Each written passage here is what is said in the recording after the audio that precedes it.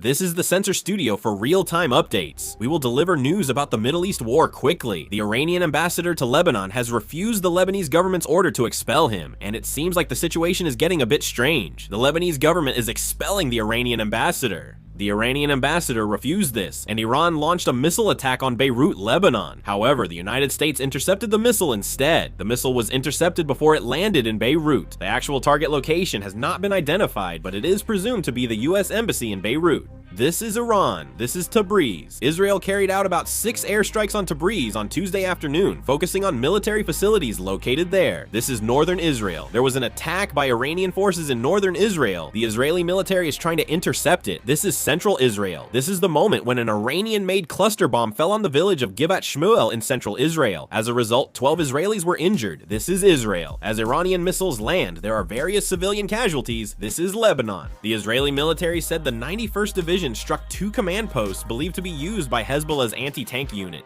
This is Erbil, Iraq. Drone attacks by pro-Iranian militias are continuing in Erbil. The exact number of attacked drones is not known. Also, a US military base near Erbil airport was targeted in the attack. The Israeli Air Force said it struck ballistic missile launchers in western Iran that were prepared to launch at Israel. Following this, in additional airstrikes yesterday, the Israeli Air Force struck several ballistic missile storage and launch facilities where Iranian soldiers were stationed. This is footage of US forces in Kuwait reportedly launching missiles toward Iran, but its authenticity is currently being verified. A British Type 45 destroyer and a logistics support ship have each arrived on the island of Crete. A US official told Al Jazeera that 3,000 troops from 3 battalions of the 81st Airborne Division will be sent to the Middle East, adding to the 3,500 US Marine Corps personnel already there.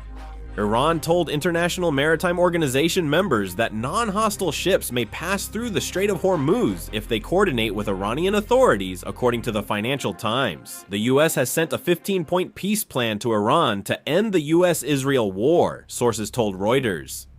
Currently, US forces stationed in Iraq are destroying remaining military supplies in preparation for withdrawal from Iraq. France has urged Israel not to occupy or conduct operations in southern Lebanon. The Times reported on Tuesday that the UK is considering deploying a naval vessel to serve as a mothership for operating drone detection and removal systems in the Strait of Hormuz, or leasing a vessel for this purpose.